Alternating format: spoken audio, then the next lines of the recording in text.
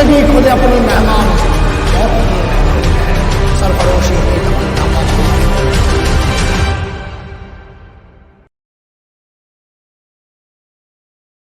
Hello students, seal defence academy YouTube channel में आपका स्वागत है।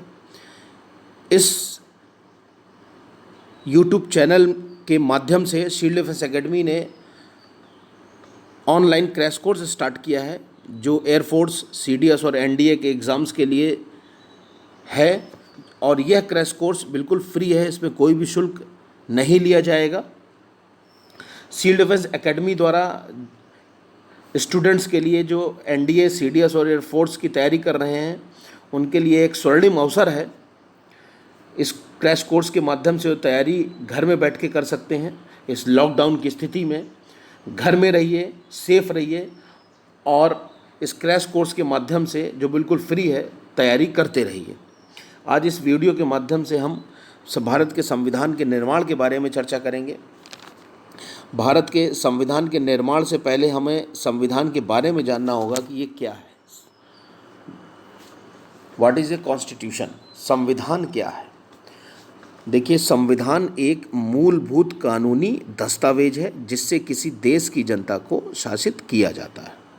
यानी कि शासन चलाने के लिए किसी भी देश में पब्लिक को रूल करने के लिए, जनता को शासित करने के लिए एक सिस्टम की ज़रूरत होती है, एक प्रणाली की, एक व्यवस्था की ज़रूरत होती है। वो व्यवस्था, वो प्रणाली हमें संविधान ही प्रदान करता है। संविधान वो व्यवस्था के रूप में मूलभूत ढांचा प्रदान करता है जिससे किसी देश की जनता को शासित किया जाए। संविधान, हर देश का एक संविधान होता है, अतः भारत का भी एक संविधान है। भारत के संविधान के निर्माण में संविधान सभा का बहुत बड़ा योगदान है। संविधान सभा के गठन से पहले जो घटनाक्रम घटे, कुछ उसके बारे में भी हम लोग चर्चा करते हैं। जैसे 1922 में महात्मा गांधी जी ने सबसे पहले कहा था, भारतीयों को अपना संविधान स्वयं बनाना चाहिए। इसके बाद 1927 में बम्बई अधिवेशन में मोतीलाल नेहरू द्वारा एक प्रस्ताव पेश किया गया। A resolution was introduced by Motilal Nehru in 1927 Bombay session. इस अधिवेशन में कांग्रेस कार्य कमेटी में भारत के लिए संविधान निर्मित करने की भी बात उठाई गई। याद रखिएगा, इस सेशन में कांग्रेस की जो कार्य समिति की बैठक हुई उसमें संविधान निर्मित करने के लिए बात उठाई गई। अतः मोतीलाल नेहरू जी की अध्यक्षता में एक समिति का गठन किया गया। इस समिति ने संविधान के जो मूलभूत कानून है, जो मूल नियम है, उनको निर्धारित किया और अपनी रिपोर्ट 10 अगस्त 1988 को प्रस्तुत की। याद रखिएगा, इस समिति ने अपनी रिपोर्ट 10 अगस्त 1988 को प्रस्तुत की। यह रिपोर्ट नेहरू रिपोर्ट के नाम से जानी गई। यानी कि नेहरू रिपोर्ट 10 अगस्त 1928 को प्रस्तुत की गई, जो एक समिति ने तैयार की। इस समिति के अध्यक्ष मोतीलाल नेहरू जी थे। याद रखिएगा, बहुत इंपॉर्टेंट है। नेहरू रिपोर्ट किसने तैयार की? मोतीलाल नेहरू जी। इसके बाद 1934 में, 1936 में, 1934 में कांग्रेस की कार्य कमेटी की बैठक हुई। 1936 में लखनऊ अधिवेशन हुआ जिसमें प्रस्ताव पारित किया गया कि संविधान सभा के माध्यम से संविधान निर्मित होना चाहिए। यह संविधान सभा वयस्क मताधिकार द्वारा निर्वाचित होनी चाहिए। इसके बाद 1940 में अगस्त प्रस्ताव स्वीकार किया गया। फिर कृप्स प्रस्ताव था। इन सभी में यह स्पष्ट किया गया कि भारत के लिए संविधान भारतीयों द्वारा ही बनाया जाएगा। इसके बाद 1946 में कैबिनेट मिशन भारत आया।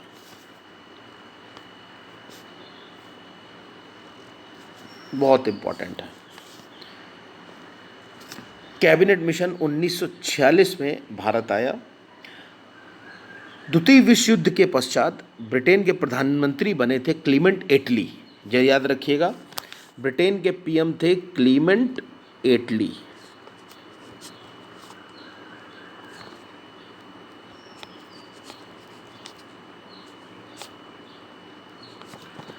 ये ब्रिटेन के प्रधानमंत्री थे, क्लीमेंट एटली।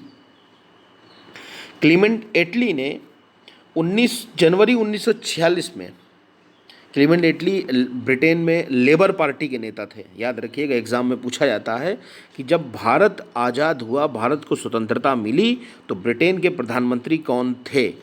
क्लीमेंट एटली थे। क्लीमेंट एटली किस पार्टी के नेता थे? लेबर पार्टी के नेता थे। ये जरूर याद रखिएगा, लेबर पार्टी के नेता थे। तो क्लीमेंट एटली ने जनवरी 1946 में भारतीय नेताओं से बातचीत करने के लिए एक कैबिनेट मिशन भारत भेजने का निर्णय लिया। इस कैबिनेट मिशन में 3 सदस्य थे। कैबिनेट मिशन में 3 सदस्य थे, ये जरूर याद रखिएगा। ये कैबिनेट मिशन 3 मेंबर्स थे। स्टेफोर्ड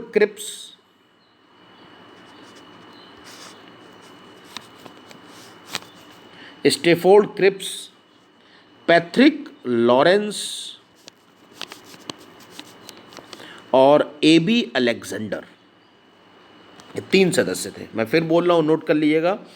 कैबिनेट मिशन में 3 सदस्य थे, sir Stafford Cripps, A B Alexander और पैट्रिक लॉरेंस।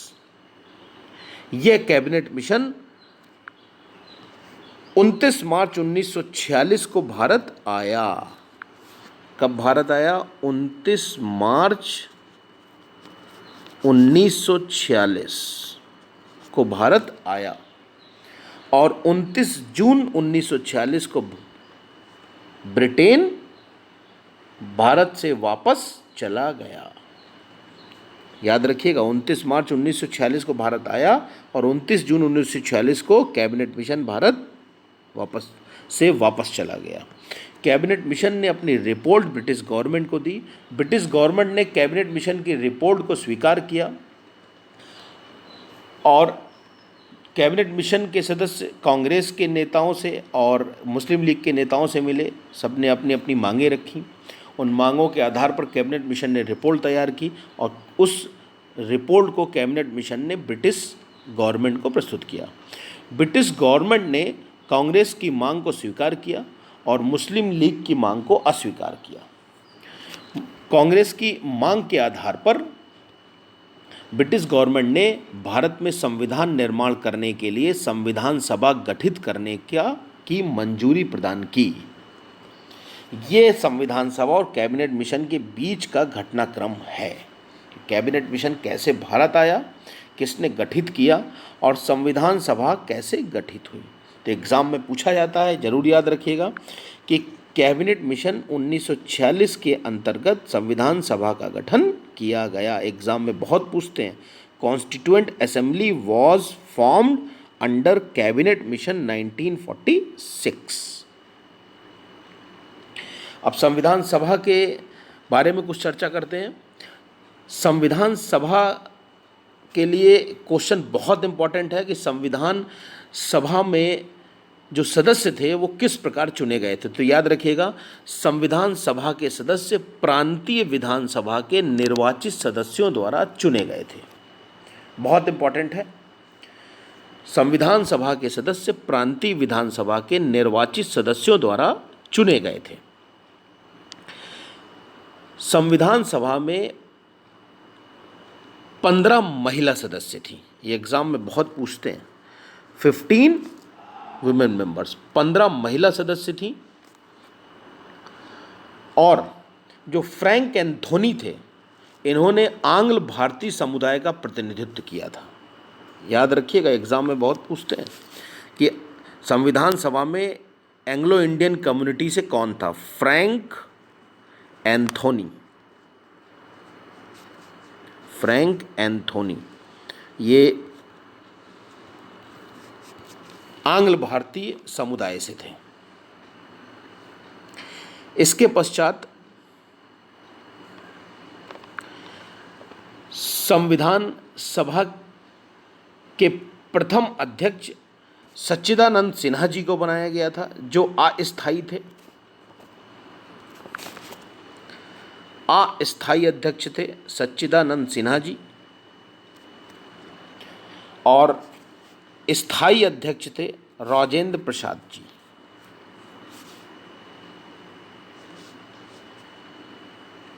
प्रथम बैठक हुई 9 दिसंबर 1946 को। जरूर याद रखिएगा, एग्जाम में बहुत पूछा जाता है। संविधान सभा के पहली बैठक, संविधान सभा के सदस्य पहली बार 9 दिसंबर 1946 को संसद के केंद्रीय हाल में मिले, यानी कि पहली बैठक 9 दिसंबर 1946 को हुई। 11 दिसंबर 1946 को राजेंद्र प्रसाद जी को स्थायी अध्यक्ष नियुक्त किया गया, यानी कि राजेंद्र प्रसाद जी से पहले जब 9 दिसंबर 1946 को पहली बैठक हुई तो उस बैठक की अध्यक्षता सच्चिदानंद सिन्हा जी ने की, जो अस्थायी अध्यक्ष थे। 11 दिसंबर 1946 को राजेंद्र प्रसाद जी ने स्थायी अध्यक्ष नियुक्त किए गए, जो संविधान के निर्माण तक अध्यक्ष बने रहे। इसके पश्चात 13 दिसंबर 1946 को जवाहरलाल नेहरू जी द्वारा उद्देशिका प्रस्ताव प्रस्तुत किया गया। बहुत इंपॉर्टेंट है, जवाहरलाल नेहरू जी द्वारा उद्देशिका प्रस्ताव प्रस्तुत किया गया। एग्जाम में बहुत पूछते हैं कि उद्देशिका प्रस्ताव कब प्रस्तुत किया गया। 13 दिसंबर 1946 किसने प्रस्तुत किया? जवाहरलाल नेहरू। जवाहरलाल नेहरू बहुत एग्जाम में पूछते हैं। जवाहरलाल नेहरू जी ने 13 दिसंबर 1946 को उद्देशिका प्रस्ताव प्रस्तुत किया। Preamble resolution was introduced by Jawaharlal Nehru in 13 December 1946।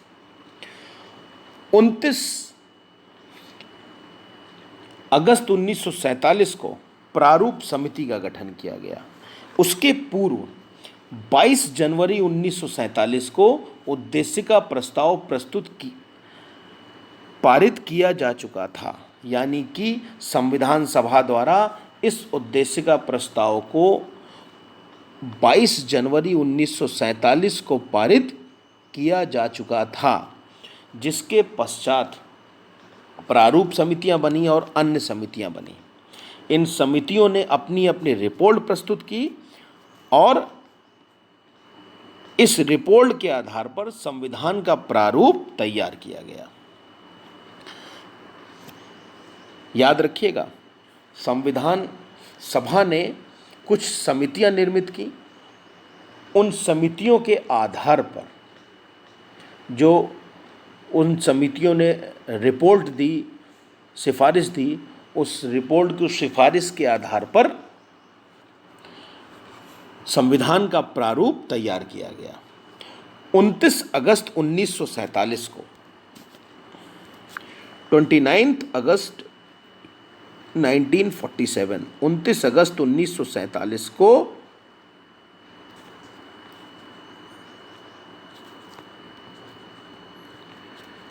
प्रारूप समिति का गठन किया गया।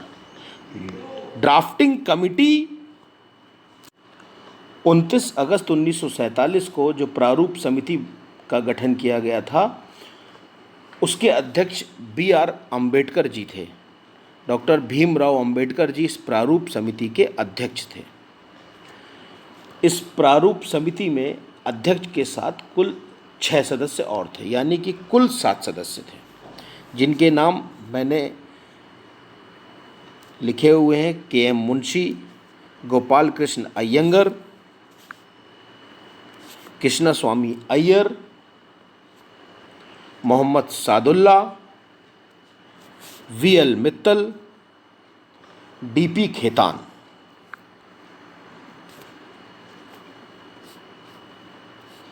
कुल 7 सदस्य थे प्रारूप समिति में। Bhimrao Ambedkar, K M Munshi, Gopal Krishna Ayyangar, Krishnaswami Iyer, Mohammad Saadulla, V L Mittal, DP Khaitan. याद रखिएगा, एग्जाम में बहुत पूछते हैं प्रारूप समिति में कुल कितने सदस्य थे। 7 सदस्य थे। प्रारूप समिति के अध्यक्ष डॉक्टर भीमराव अंबेडकर जी थे। प्रारूप समिति का गठन 29 अगस्त 1947 को किया गया। 29 अगस्त 1947।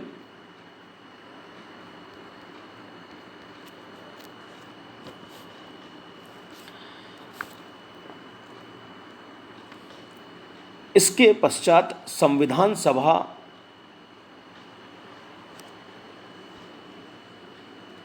की 2 वर्ष 11 महीने और 18 दिन बैठकें हुई, जिसके बाद 26 नवंबर 1949 को भारत के संविधान सभा के द्वारा संविधान को अंगीकृत किया गया। यानी कि संविधान के निर्माण में 2 वर्ष 11 महीने और 18 दिन का समय लगा। 2 year 11 month और 18 days।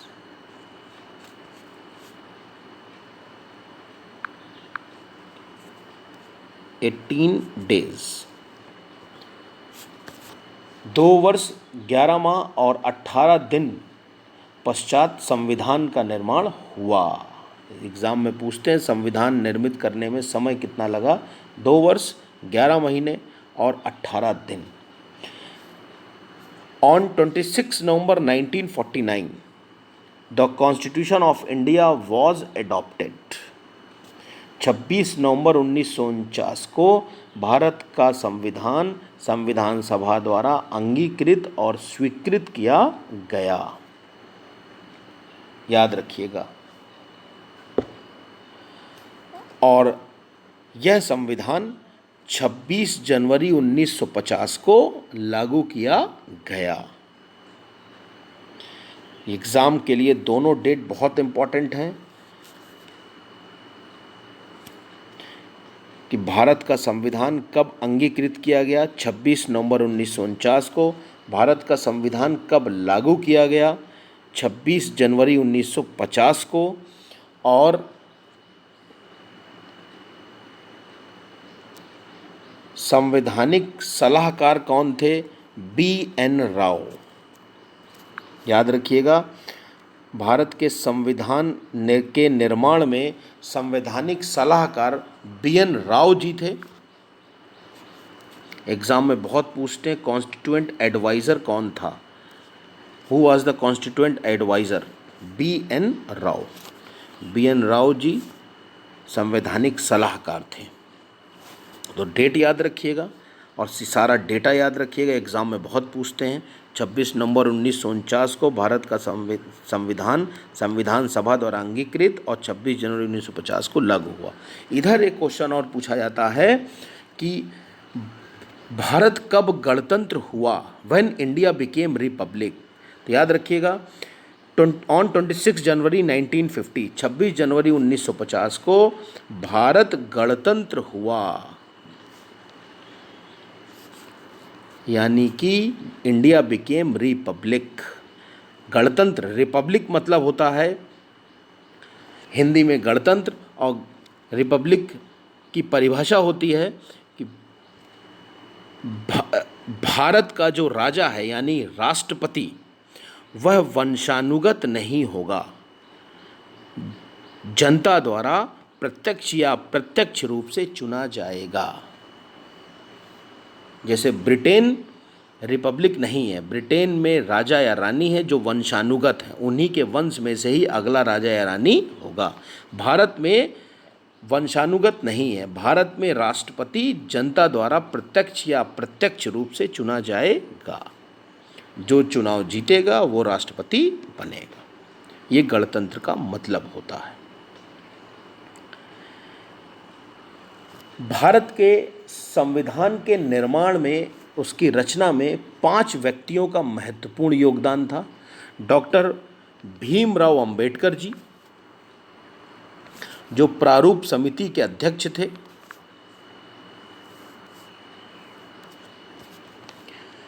डॉक्टर राजेंद्र प्रसाद जी, जो संविधान सभा के अध्यक्ष थे। BN राव जी, जो संविधान सभा के संवैधानिक सलाहकार थे। जवाहरलाल नेहरू उस समय भारत के प्रधानमंत्री थे जब संविधान की रचना की गई, और सरदार वल्लभ भाई पटेल उस समय भारत के उप प्रधानमंत्री थे जब संविधान की रचना की गई, यानी कि पटेल जी।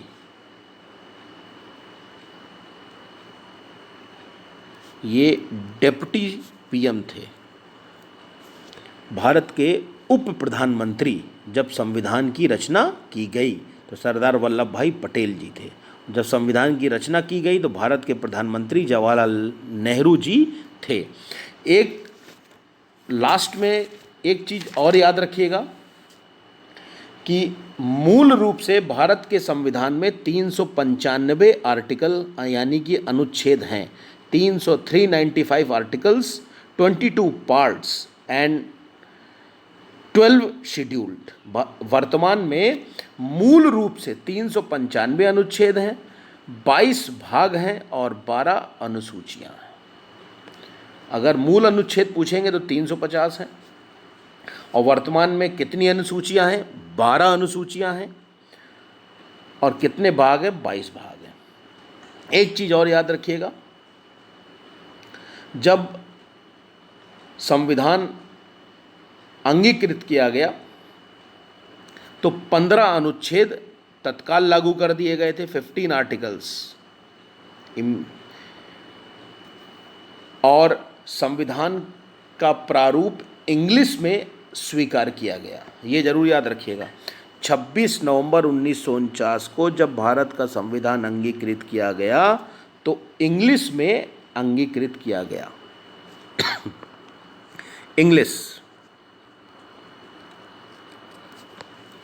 इंग्लिश में अडॉप्ट किया गया। याद रखिएगा, भारत का यानी कि मूल संविधान किस भाषा में है? इंग्लिश भाषा में है। फिर इसके बाद 58th कॉन्स्टिट्यूशन अमेंडमेंट 1987 के द्वारा राष्ट्रपति ने हिंदी में इसको पब्लिश करने की एक प्रस्ताव द्वारा मंजूरी प्रदान की कि इसका एक हिंदी प्रारूप भी राष्ट्रपति के अधिकार से पब्लिश किया जा सकता है। लेकिन मूल भाषा इस किस रूप में है? अंग्रेजी में, इंग्लिश में है, यानी कि इंग्लिश में अडॉप्ट किया गया है। हिंदी में जो छापने का राष्ट्रपति को अधिकार देने का जो आदेश है वो 58वें संविधान संशोधन 1987 के द्वारा लाया गया। तो इस संविधान के निर्माण से संबंधित कुछ प्रमुख तथ्य थे जिनको हमने इस के माध्यम से आपको बताया है, चर्चा की है।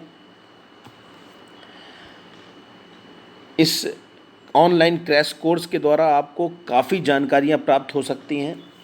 आप अच्छे से घर बैठे तैयारी कर सकते हो। इसी प्रकार देखते रहिए shield defence academy YouTube channel. धन्यवाद।